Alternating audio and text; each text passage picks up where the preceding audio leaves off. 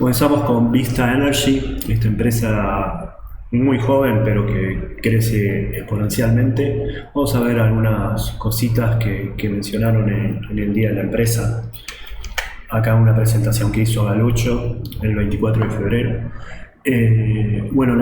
Primero vemos lo de cero emisiones, como la empresa que, como dije, es muy joven, va bajando las emisiones donde se espera llegar a emisiones netas, o sea, a diferentes compensaciones. Esto es por diferentes alianzas que tiene la empresa. El portfolio va a ser soluciones basadas en la naturaleza para remover el, el dióxido de carbono en la atmósfera mediante la implementación de proyectos de forestación a través del programa Red Más o Red Plus. Después tenemos los activos. Bueno, en México, si bien la empresa tiene las oficinas en México para ser el puente de operación en el Nasdaq. De hecho, en Argentina también emite obligaciones negociables, así que tiene parte de emisión de deuda en Argentina y cotización en Nueva York. Más bancos externos, ¿no? Que no tienen que ver con la bolsa. Bueno, primero esto de Entre Lomas, donde hay una negociación con Aconcagua. Si bien esto forma parte de menos del 10% del total de casi el 6 más o menos, es una región que se usa en reservas convencionales. Entonces lo que va a hacer Vista inteligentemente, a mi criterio, es entregar la concesión donde va a recibir una regalía del 40% y todos los costos se va a encargar la empresa Aconcagua. Después lo vamos a repetir. Después, está enfocado más bien en lo que es la parte de Vaca Muerta. Acá está entre varias regiones, Bajada del Palo Oeste, que es la más importante, con un plazo de concesión hasta el 2053 y con una producción mayor que todas las demás, el 75, Aguada Federal, que empieza a tener una adquisición muy joven también, que ya empieza a tener sus pozos, Bajada del Palo Oeste, que también tiene sus dos primeros pozos, Águila Mora, que está todavía en exploración, y Bandurria, que es una adquisición de hace poco. Bueno, el desarrollo, hay un inventario de hasta 750 pozos en Vaca Muerta, la mayoría, como dije, en Bajada del Palo Oeste. La conexión, hay conexiones que se están haciendo oleoductos para poder ahorrar los costos de producción. De hecho, hay un ahorro de costos de producción. Después también vamos a ver algunas métricas sobre esto. Nada más por el momento. Ahora sí vamos a los números, que como siempre son muy buenos. Tiene un saldo positivo de 269,5 millones, un 432,2% mayor que el año pasado. Esto es por mayores márgenes brutos y operativos, y bien voy a mostrar así como protocolarmente el balance. Esto se significa o se argumenta de por sí solo por el hecho de la contundencia en el resultado final, ya con el hecho de ingresos por venta de clientes es más del doble, y con los costos que no aumentan tanto como los ingresos, ¿no? por estos ahorros que dijimos. Aspectos destacados. Se conectaron en el año 28 pozos de petróleo Shell en Bajada del Palo Oeste, alcanzando los 60 ya pozos en la región en el año. En Aguada Federal se conectaron los 6 pozos primeros, y en Bajada del Palo Oeste, como dijimos, los 2 primeros. Se realizaron convenios con el oleoducto del Valle, donde Vista va a usar el 10% de la capacidad que tiene de transporte de este oleoducto, que es casi monopólico, vendría a ser un Transener pero del petróleo, y la capacidad de transporte de oleoductos es un 43%, es decir, 31.500 barriles diarios, y cuya finalización de proyecto es en 2026, es decir, va a tener una capacidad de un 43% mayor, con algunas fases así no es que va a ser directamente de una, sino que va a tener gradualmente el aumento del transporte de oleoductos, de petróleo. Bueno, se ha reducido las emisiones de dióxido de carbono. Esto es por la manera de producir diferente, y ya es 24 a 18 kilogramos el barril. Un barril estamos diciendo que pesa alrededor de 120 kilos, por ende lo que se emite de kilogramos por kilo de petróleo es alrededor de 0,2. Nada más. Bueno, viendo la presentación, que también es muy completa,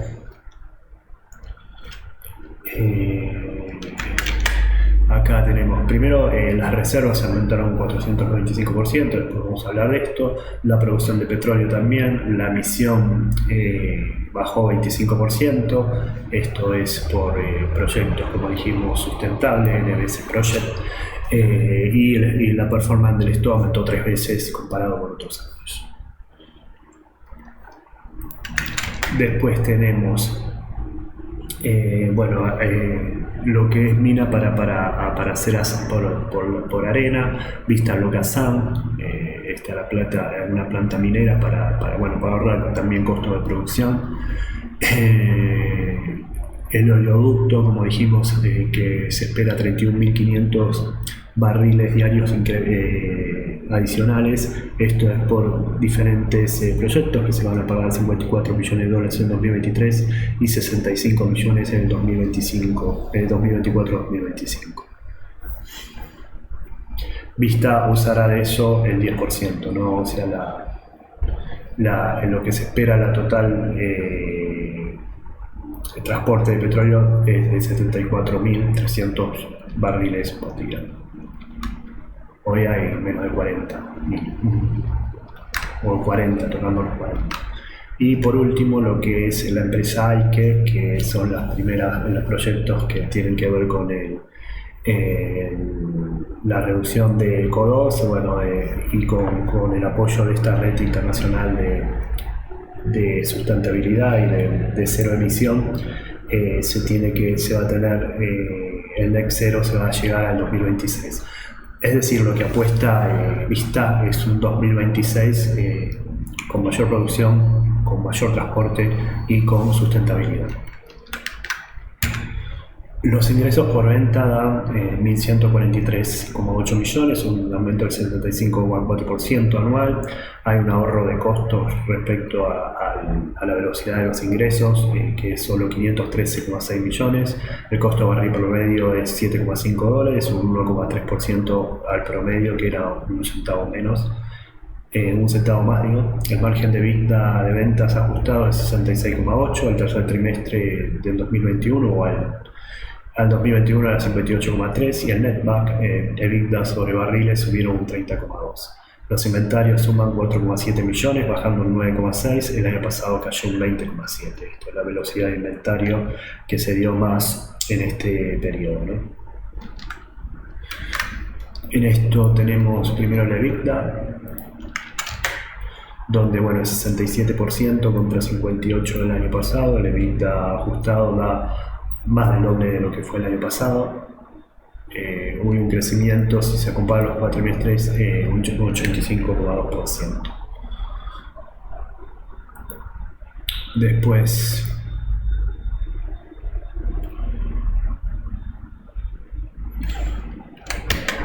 acá los costos aumentó un 19%, pero el costo por barril ya en el cuarto trimestre es un 7,2, si bien el promedio es 7,5, ya que empezó con 8. Va bajando, tiende a bajar. El EBITDA, por su parte, sube los márgenes, si bien en el tercer trimestre por temporalidad era mayor. Estamos aquí, y con el netback, ¿no? EBITDA sobre barril. Y por último, ver los barriles, el inventario, que lo tenemos a ver, en la página 104-105, donde vemos los costos y el inventario. En la 105, perdón, es de 4.722 millones de dólares. No hay más para agregar aquí. Bueno, en segmentos tenemos que Vista es una empresa más bien petrolera, si bien tiene algo de gas y GLP, pero es mínimo. Sube un 80,1 interanual, la exportación, que es el 52,4% del total, sube un 207,2. Esto es por el aumento de capacidad de los oleoductos, por mayores contratos con diferentes empresas del exterior, y bueno, después vamos a ver el despacho que aumentó casi 10 veces lo que era el 2020. El precio del barril promedio es de 72,3%, un 31,7% mayor al año pasado, y en la exportación dio 85,2%. Bueno, el precio del barril está un poco subsidiado por el Estado, por eso tiene que ser menor, y es un 43% interanual. El gas, que es el 6,1% de las ventas, sube un 29,3%. El precio del gas promedio es $4 por MMBTU y va a seguir en ese porque ya se hizo la licitación en ese entorno, un precio barato, lo que puede servir para producir más a las industrias y al uso doméstico, ¿no? Un 25% mayor, pero Vista acá no tiene tanta incidencia en lo que es gas. El GLP, por su parte, sube un 15,7%. El gas licuado, ¿no? Bueno, seguimos con distribución. Las exportaciones de petróleo, que es el 48,9% de la facturación, suben, como dijimos, un 207,2%. Las refinerías, que es lo que decía, el 23,7%. Industrias, un 17%. Y se exporta gas, lo que se exporta de gas es el 1,3% de la facturación, y en el 2021 casi no se hizo. En lo que es producción y despacho, la producción promedio diaria aumenta un 25% interanual. El petróleo, que es el 82,5% del total de la producción, crece 32%. La producción de gas subió 0,8% y el GLP bajó 5,3%. El despacho de petróleo creció 37% hacia el mercado externo, que es el 44,6% del total del despacho, sube un 115%. Esto en volumen. El despacho de gas subió 4,1% y las reservas de petróleo se incrementaron 39%. La vida promedio de estas es 14,2 y el año pasado era 12,8, es decir, aumentó un 1,4% de vida promedio de las reservas petrolíferas, así como el indicador IRR, ¿no? El IRR total, porque el de petróleo está igual. Perdón. Bueno, vamos a resumir todo lo que hablamos recién. Primero vamos al balance. Tenemos lo siguiente: los ingresos por petróleo, bueno, hay un aumento de casi el doble, más del 80%. Lo que se destacan son la exportación de petróleo y refinería, sobre todo exportación, que aumenta más del triple, ¿no?, de lo que era el año pasado.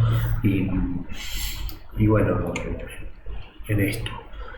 Después seguimos con sería 6.10. Ya vamos.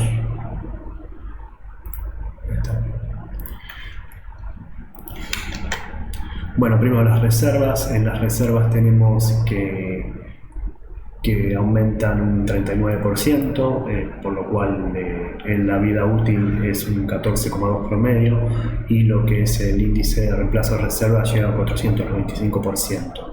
Si lo comparamos con el año pasado, tenemos que la vida útil era 12,8, es decir, aumentó la vida útil del petróleo y del gas muchísimo también, y el índice de reserva era 457%. Seguimos con este año. Lo que es ingresos por petróleo, bueno, se ve año a año se aumentó un 127% lo que es el mercado externo. Como dijimos, acá hay una diferencia del 207% si lo toma anual, es decir, más de 3 veces. El precio promedio del petróleo es 72,3, en el mercado externo 85,2, es un aumento del 43% en el mercado externo. En el gas aumenta un 25%, en el mercado externo, como no se hacía, se ha vendido al doble de lo que es el promedio, y en el mercado doméstico un 9% más. En cuanto a lo que es GLP, aumenta un 21% el precio promedio.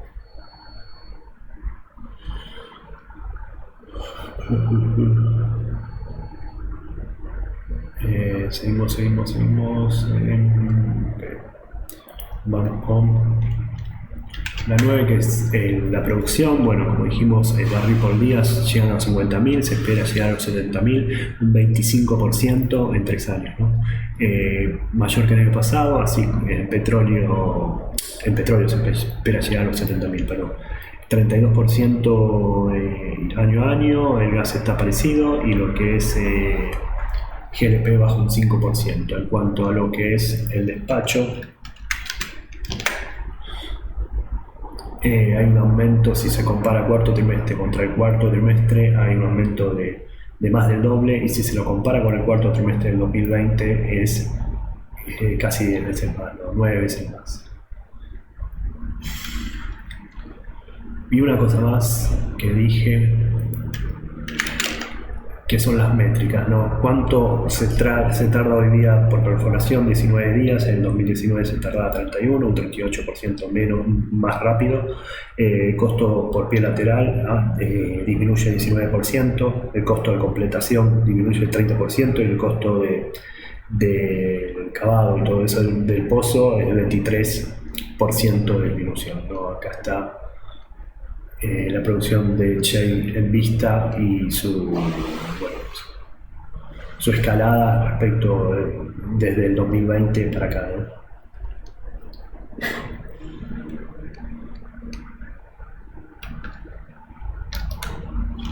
Sí, bueno.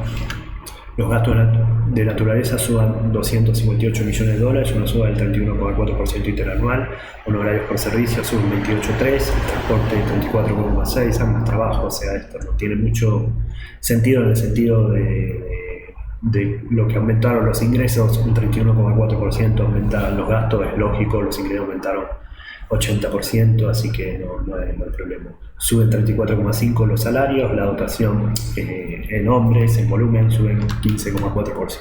Esto lo vemos rápido, que lo tenemos acá nomás. Bueno, suben los honorarios, suben los salarios a 6.000 millones, suben el transporte alrededor de 3.274 a 5.963 millones, y los empleados tenemos que son suben los empleados de 128 a 168, los obreros suben de 245 a 264 y la parte dirigencial sube de 24 a 26 personas. Bueno, los saldos financieros dan un negativo de 95,6 millones, el déficit del 2021 fue de 57,8 por revaluación de préstamos, hubo refinanciación en este periodo. La deuda bruta alcanza los 549,3 millones de dólares, una reducción del 10,1 anual, donde el 84,4% es en dólares y el 82,7% se financia en obligaciones negociables de acá en Argentina. La ratio de deuda está muy bien, de 0,8 a 0,4, es decir, la deuda es un 40% del EBITDA generado. El flujo efectivo salda a 242 millones, con una disminución de 36,1 millones, esto es por inversiones y el CAPEX es más grande, y siendo un 22% menos que el año pasado. El flujo libre de caja es 197,1 millones, un 86,1% más, esto es generado por las actividades operativas principalmente, ¿no? Bueno, vamos al balance, así lo vemos rápido.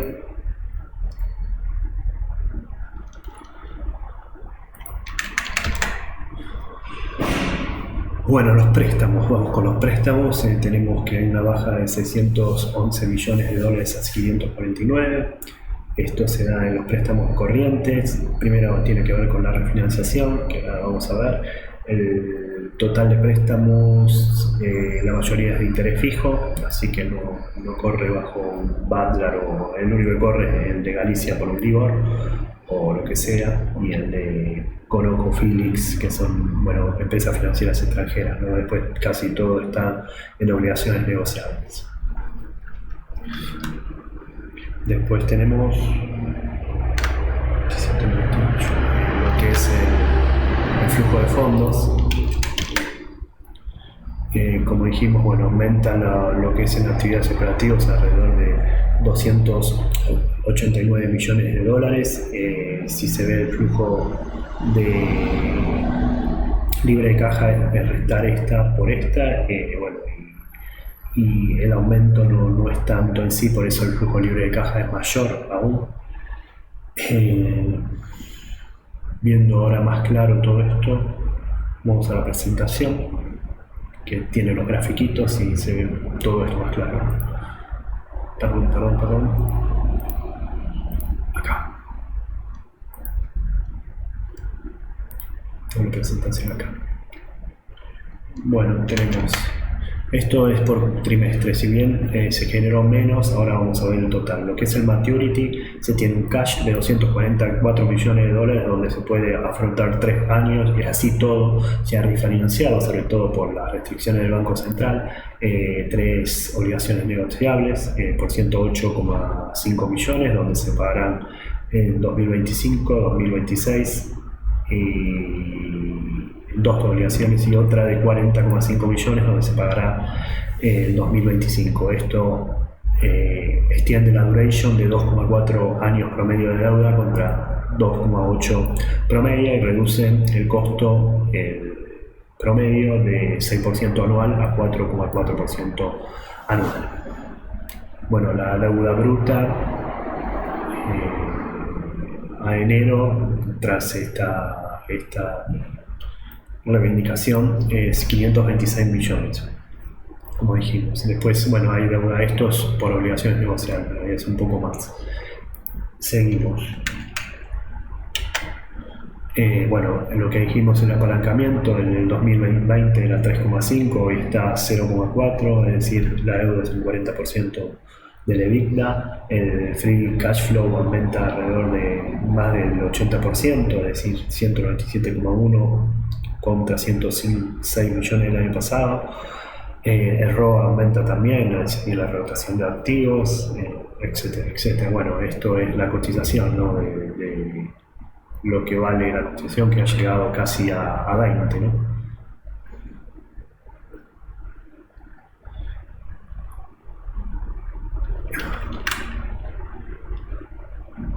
Bueno, seguimos con las perspectivas.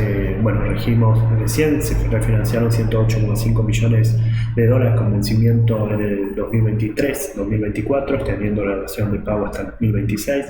El 1 de marzo comenzó un acuerdo con la petrolera Aconcagua, donde esta última afrontará el 100% del gasto de petróleo convencional en la región neuquina, dejando un 40% de regalías para Vista, y se adquirieron, como dijimos antes, Campo de Salta a través de la empresa Aike y patrocinado o respaldado por Red Max para mitigar las emisiones de dióxido de carbono.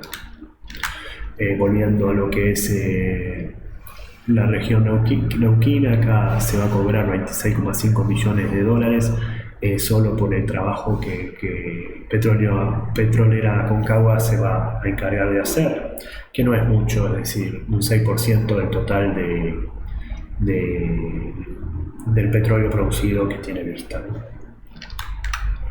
Bueno, la liquidez baja de 0,97 a 0,85, pero sube respecto al tercer trimestre de este año, del 2022. La solvencia sube de 0,51 a 0,71, el valor del libro es 9,6, la cotización es casi el doble, 18,1, la capitalización es ahora 19 y pico, ¿no? 1.681 millones, la ganancia por acción fue de 2,75 y el PER promediado es 7 años.